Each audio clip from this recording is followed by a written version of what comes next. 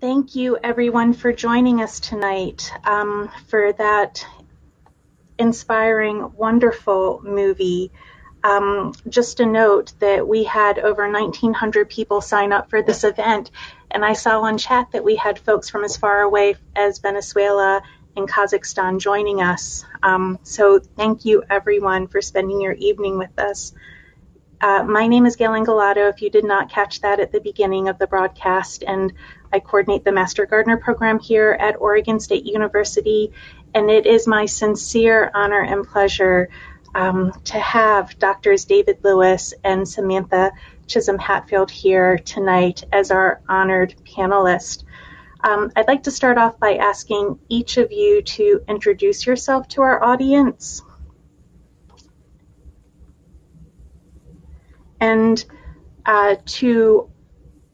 if you could share what food sovereignty means to you in your introduction.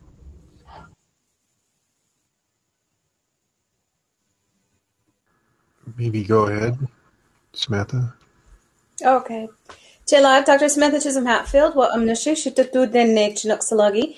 Hi, I am Samantha Chisholm Hatfield. I am enrolled in the Siletz tribes, and I am from the Chinook, Kalapuya, and Tututni tribes, and I'm also Cherokee on my other side. Food sovereignty to me means the foods that we are able to produce and reproduce, that sustainable aspect in a very healthy manner, but it also means access to me.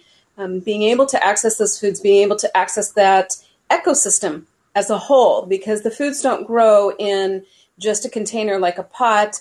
They don't grow solely in an ecosystem. They grow holistically in that whole area. So food sovereignty means, that sustainability and that health of those foods and that entire system that supports those foods. Thank you. And Dr. Lewis? Yeah, David G. Lewis. I'm a member of the Confederate Tribes of Grand Ronde and descendant of the Tacoma, Santiam, Calapuyans, and Chinook people of Western Oregon. I'm an associate professor of anthropology and indigenous studies at OSU, and doing this work for a good number of years, some 25 years, working on tribal histories, tribal culture. And we can talk more about that if you have questions. But to me, food sovereignty is very analogous to sort of tribal sovereignty, this idea that we have our own control of our own sort of destiny in our culture. We have our land. We have enough land to sort of practice our culture. And, it's and that's something that we're very much lacking among the tribes in Oregon, at least Western Oregon, where most of us live or have only access to lands in one resource, perhaps two resources. But like, you've heard from Samantha and I, we have at least three tribes that we call our tribes, and we don't necessarily have resources in all those areas that are tribal and that we have ready access to access the food systems of those places. So, so I think for me, it's very much analogous to our traditional culture, which is our tribal sovereignty. Thank you. So we have some prepared questions for you, and also a couple of questions came in from the audience. And one question that always seems to rise to the top after the call to action and inspiration from this movie is really, how can we as community members, as gardeners, how can we take an active role in helping Indigenous communities reclaim their rights? How can we respect Native rights when it comes to food supply, when it comes to land access, when it comes to fishing rights? And really, what actions are meaningful and most respectful of tribal sovereignty?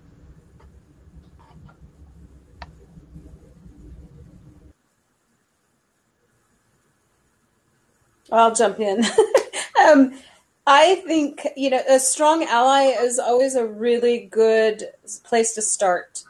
Having a group or individuals who really will support tribes and really know the issues, take the time to look at the issues, reach out to tribes. But then on the flip side, if there are areas where you have a negotiation for a community garden, and you can open that up and bring in tribal collaborations, or if you have a program and you want to wrap in tribes and offer that, extend that option to tribes and keep that communication open. But also things like, if the U.S. Fish and Wildlife have, open forums, going to those and saying, what are the options here for tribes? And can we talk about this? It's not a closed door system and tribes are over on the, corner here. It's enveloping all of those options into a very open communication and very transparent system, and being an ally for, you don't have to be tribal to speak up for tribal rights and access and that food sovereignty and land sovereignty issue.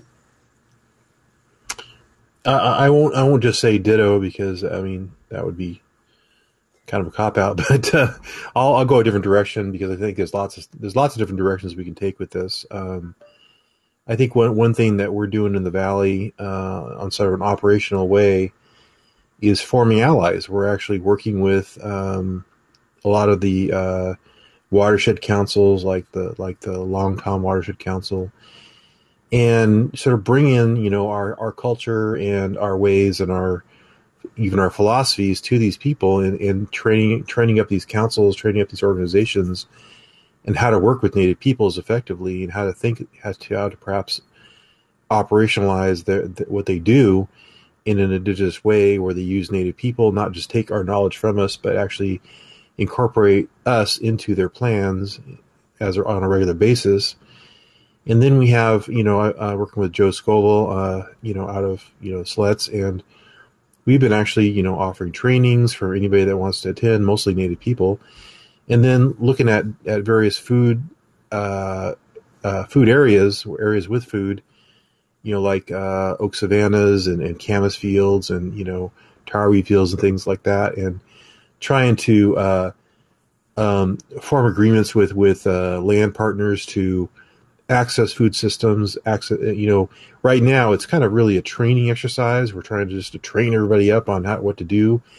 I think at some point we're going to have to switch over to, well, it's part of our cultural lifeways that we live within the seasons of that's offered to us in the Valley. The problem is we don't have enough parcels of land yet to do that with. Can't sort of survive much we have available to us today. So we are forming new cooperations, new collaborations down into sort of Cottage Grove area, over into the Long Tom area, up near Portland with Metro, and asking not just that we come and look at their piece of land and rubber stamp their awesome project, but that we actually have a time where we can come there and gather food. And so there's lots of ways of going about that. I think that for me, the most effective is to sort of bring everybody along with us into the same way of thinking, the same philosophy of living within the seasons, living within tribal cultural seasons, the way we have thought about things for millennia. So.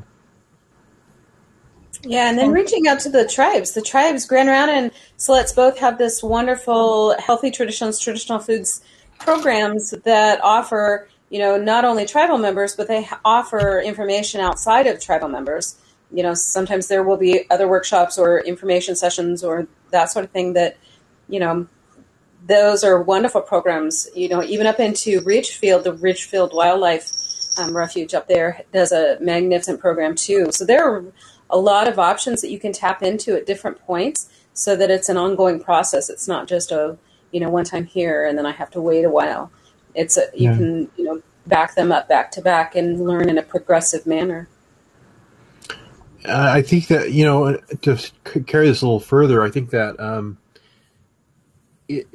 following with this idea of land back and this idea of getting access to land, that's kind of where, in many ways, many of the tribes are. Not every tribe is this way, but we are really still recovering our access to essential traditional landscapes, and restoring our knowledge of how to manage these landscapes appropriately under sort of both using sort of modern techniques as well as traditional techniques. And that idea, people need to come at this understanding that history. And so it's really good to understand the arc of our history, how horrible things have been for us, how much we lost, and then how recent, is our restoration. Sluts is only restored in 1977. We're restored in 1983. So that's not, we're looking at nearly 40 years for Grand Ronde and a little bit longer for Siletz. And so, and we're actually some of the older tribes now in Western Oregon. The other tribes are slightly younger in terms of restored. Doesn't mean they don't have a long-term sort of cultural tradition. It's that if we're working on aspects of restoring our culture, which is a lot of times what we're doing, for not just the people that know something, but the people who are coming along, the young people, like you saw in the film, are learning about these things again. I think that people, when they come out trying to sort of help solve these problems, they need to really educate themselves on that history, that arc of history, like I'm talking about. Thank you. Great advice. And related to land access, I was wondering, they showed someone in the film who had the title of Ancestral Guard. It was during the Sammy Gensaw segment and fishing access and rights. I thought I'd never heard that title before, and I was hoping they would explain it a bit more. Do either of you know what an Ancestral Guard is, what a person who's an Ancestral Guard does? I do. Samantha, do you have your ideas? Go ahead. Yeah, it's kind of like a gatekeeper, that there are certain sacred information systems that are transferred or can be shared, and there are certain aspects that can't be, and that person helps with that. I don't know, David, do you want to say more? I always err on the side of conservative explanations because I worry about oversharing. But yeah, I think that there are some sensitivities here. I think that clearly neither of us are part of those tribes on the Klamath River. We're somewhat removed from that, but I have been, for myself at least, I have been sort of researching this stuff pretty broadly for several decades now. And so there was, I believe the Ancestral Guard came about initially because of those fishing wars on the Klamath, that they pretty well showed us what was happening. And I think those people are analogous to sort of the AIM movement of the 1970s as well, where they're working on restoring their ancestral traditions. And so, I don't know exactly what the Ancestral Guard does because I'm not part of that tribe, but I would, from what I've read in the past and seeing hints about what they do, I would assume they are literally guarding the culture, guarding the resource, and trying to bring that back for the tribe. Thank you.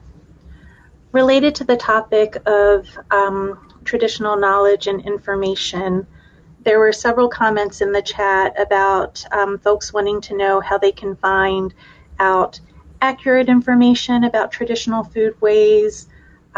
We've heard questions from folks who really want to learn more in a way which is appreciative and respectful of tribal knowledge and not appropriative, not taking it for ourselves. I'm wondering if you have any hints for how we can explore, become more familiar with traditional ecological knowledge and indigenous practices in a way which honors and shows appreciation rather than colonizing or appropriating that knowledge and information. It depends on where you're at. This is actually my specialization area of research. So there's a lot of traditional knowledge in TEK that comes out that either tribes put forth themselves, or people like myself that go in and generate information from that tribe. So there are also, unfortunately, areas where people will that don't understand the culture or don't have that connection internally will put out reports or put out information that isn't always accurate. So I always tell people when this question comes up, go to the tribe first and make sure that you know that you're getting a vetted source, because vetted sources that are tribal are very important to have. There is sacred information within TEK systems, and those traditional knowledge systems often have aspects that are not supposed to be released, and that's a real threat if there's leakages that happen within that information system. But then again, you can always, if you're in a bigger city like Portland has a couple of indigenous restaurants and a food truck that's indigenous foods, support those. Look at other workshops and people that offer classes. Classes are really good. David said he runs a workshop. Those are always nice to go attend and learn from, and in the right ways. It is really important to keep in mind that a lot of times those TEK and traditional knowledge pathways don't operate on the same time scheme or the same time frames as dominant societal, okay, we're going to do this and we're going to do this, and it's on a 10-week time frame or a semester time frame, that it's a very lengthy process, and it is a different timeline that it happens, and it's a slower, sometimes adjusted timeline for the seasons. And so sometimes that's something that people don't expect, and expect to have, all of this information in a 3-week course, but it doesn't really happen that way. It's, sequential in its process. I would agree with all that. Sorry, I'm answering somebody. I think that I'll go back to the history. I mean, really do some reading on your Native history. You really have to understand how Native people have been taken advantage of for generations. And they got really sick of it. They got sick of anthropologists and other scientists taking advantage of us, taking our knowledge and publishing it without our knowledge, without giving anything back to us. And so there is a thing in Indian country where they don't necessarily always like to work with scientists. So that translates to really being suspicious of anybody coming and asking for information about things, because for all we know, those people could be taking our knowledge and sort of making money on that, and just taking advantage of that, of our spirit of giving that we always have in tribes. So people are very suspicious of that stuff. So it's a really matter of sort of how you approach people, what your intentions are, who you are, and then really be respectful. I mean, a lot of people just expect us to just give us them information. I get requests nearly every day. It's like, tell me about this. It's like, well, I don't necessarily want to tell you about that right now because I'm busy with 20 other things, but just be respectful of what we're busy people. I mean, we wear numerous hats and stuff, and we may have the knowledge, but we're, busy people just like anybody else. And I spent 25 or more years getting to where I'm at, and I don't necessarily just want to give everything away for free. So, and tribes are super suspicious of anybody coming and wanting to sort of take their knowledge and use it and appropriate that for themselves. I mean, it's all over the place, art and, our ceremonial traditions, our songs, just our foods likely are being taken and used. I mean, we know that, I'm not saying they're necessarily appropriating our knowledge, but we know a lot of people, sort of Asian peoples, they like the Wapato. And I've seen,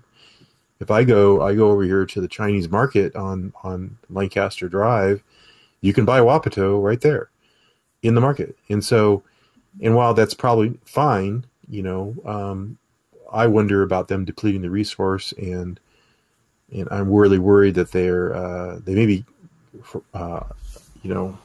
accessing just native crops for all I know. So I don't know. There's just come at these things with a lot of sensibility. Related to that, I'm nervous to ask this question, but your answers brought the question to my mind. As someone who's in a horticulture department and coordinates a large gardening program where permaculture is really attractive or interesting to a lot of folks. And then the more I've read about permaculture as a movement, it seems as if it draws upon a lot of traditional or indigenous knowledge systems.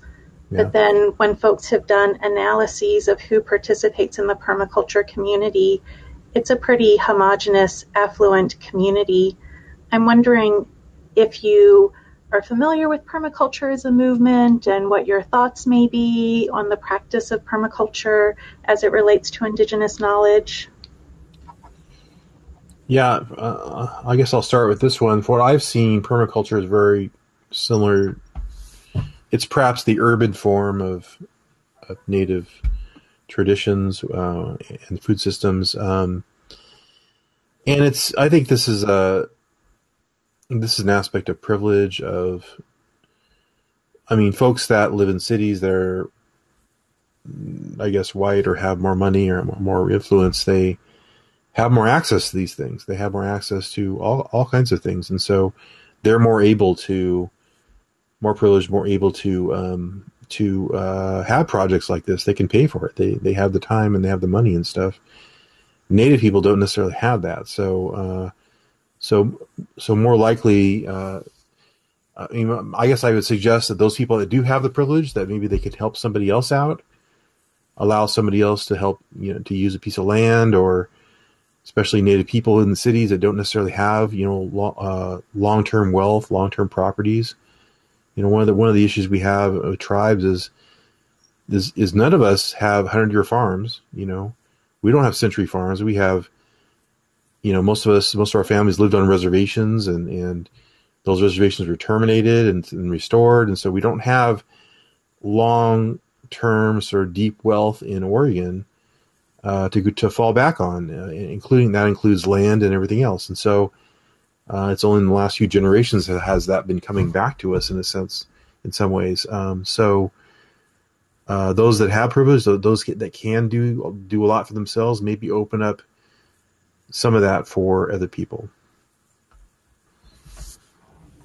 Thank you. Great advice. Dr. Hatfield, do you have anything to add on that? I think, exactly what David said. And again, that opening that communication line, inviting people in, collaborative projects, bringing, changing that narrative.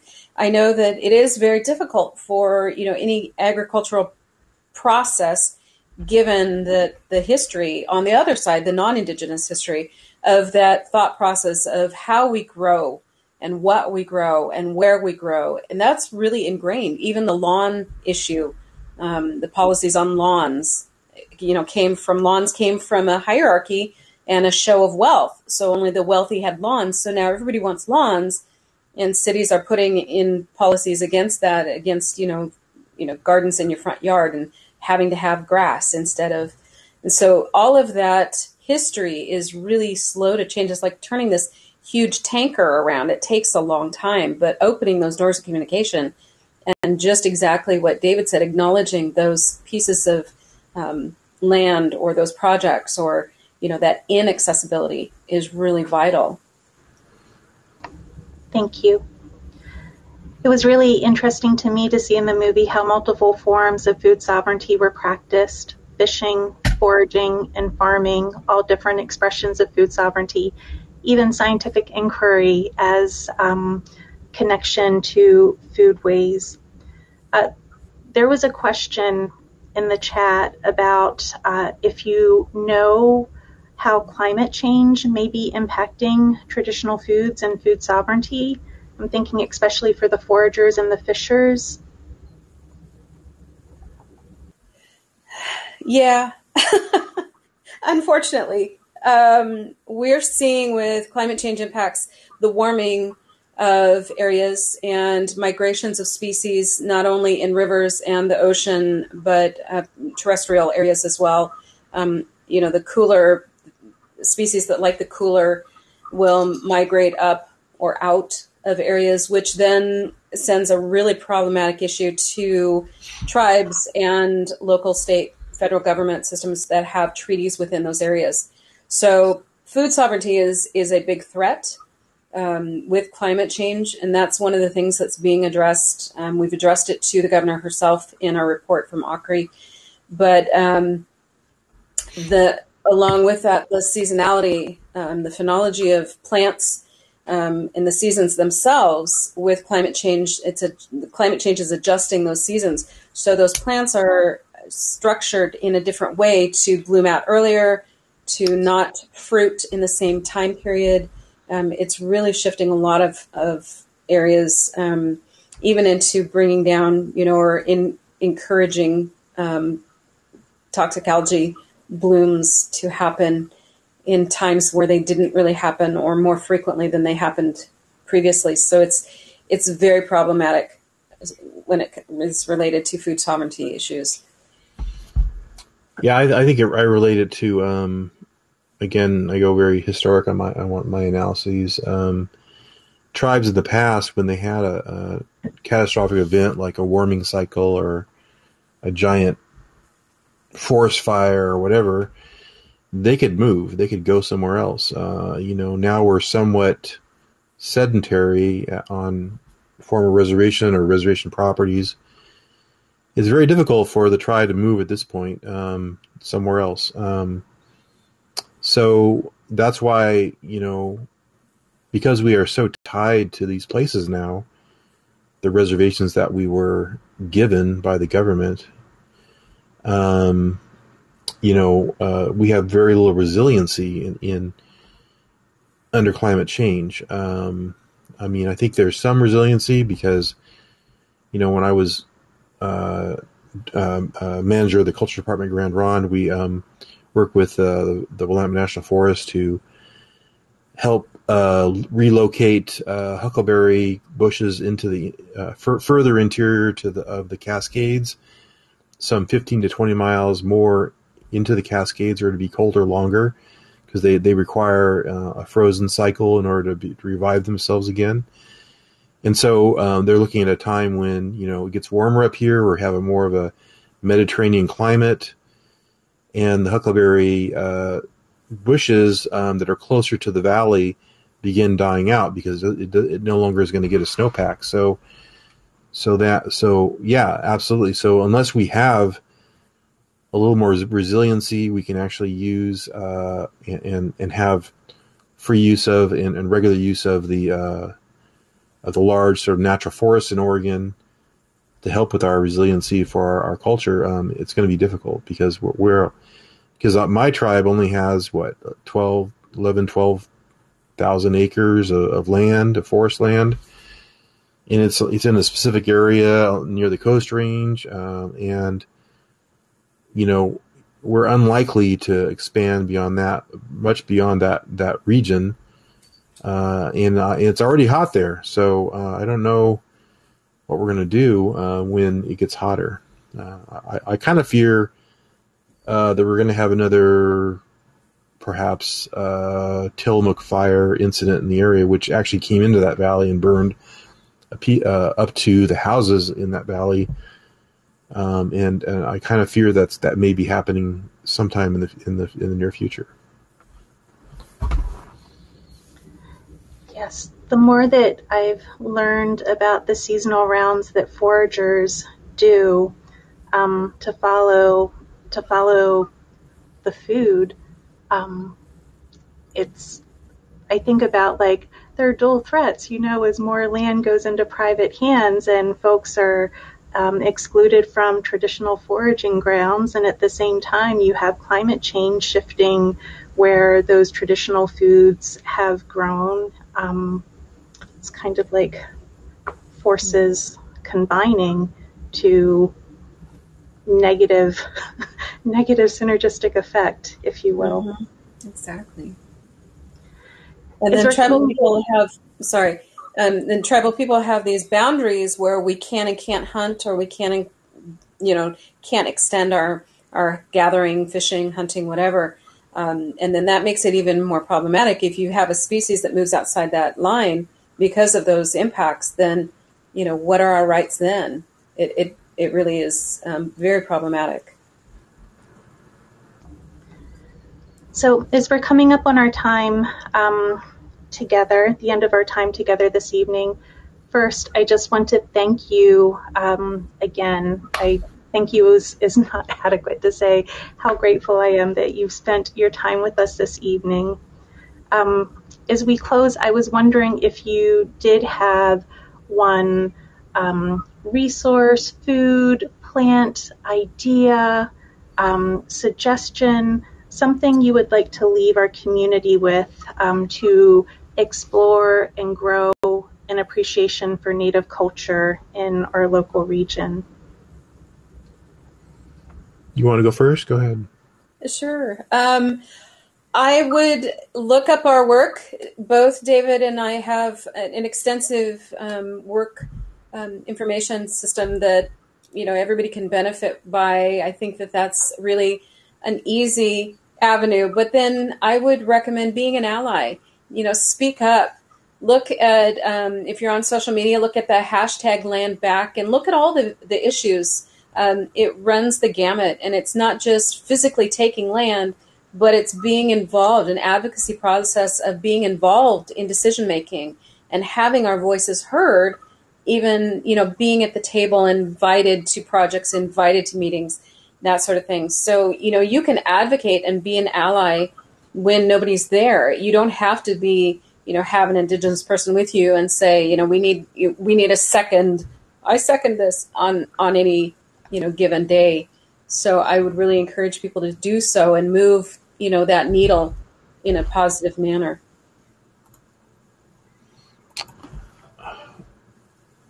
That's really great advice. I was going to address some a project that I'm kind of working at, trying to figure out if we moved the tribes moved camas bulbs around intentionally, and so we're getting some hints from the other tribes that we very well may have, and so there are camas at 4,000 feet in the Cascades along trail systems, and I'm really suspecting that we did move them there in the intention of having another crop of camas in the Cascades, and we went to visit our huckleberry bushes to pick huckleberries or to go elk hunting and stuff. So this is expanding the whole TEK debate away from just looking at the valley as a managed food area to perhaps looking at the whole of all the national forests now, our original forest lands, as being managed and intentionally planted by the tribes sometime in the past, and then that's why there's so much food up there, because we move stuff around, we move seeds and bulbs around, and move perhaps whole plants around at some point. And so it's maybe the case that if we can prove the genetic connection between the tribes in the valley, or perhaps the bulbs in the valley, the bulbs in Klamath perhaps, and maybe even at the Wasco area in the Cascades, we can figure out where those all came from, and prove beyond a doubt that people actually move those plants up there. So that's an interesting sort of window into some of the things I'm looking at. Thank you both. Such huge fans of your work. The more I've explored your scholarship, and I encourage other folks to take a look at your public scholarship as well. I will absolutely follow the hashtag landback. I'm completely interested to see how your studies go about the movement of camas and other first foods. And then I really do take to heart your call to be an ally for those of us who are starting to deepen our own personal knowledge of these issues and historical trauma that Indigenous people have endured, I think that learning is a first step to moving to action. And so I thank everyone for being here tonight for the film as well as for the discussion, and just encourage you to keep learning and to keep exploring and move to action within your spheres of influence when the opportunity arises. Thank you, everyone. Have a good evening. Thank you.